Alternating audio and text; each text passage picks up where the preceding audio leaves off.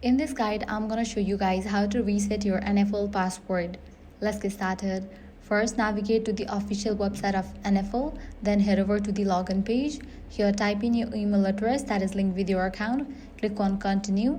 Now you'll be prompted to use the password or the PIN code.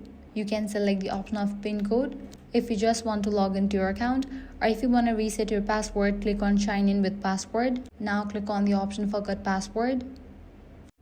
Now type in the email address that is linked with your account. Click on request password reset. Go ahead and check your mail. You'll be receiving mail from NFL. Open the mail. You're gonna find the option of reset password. Click on that. Now you'll be prompted to generate new password for your account. Type in that, confirm your password.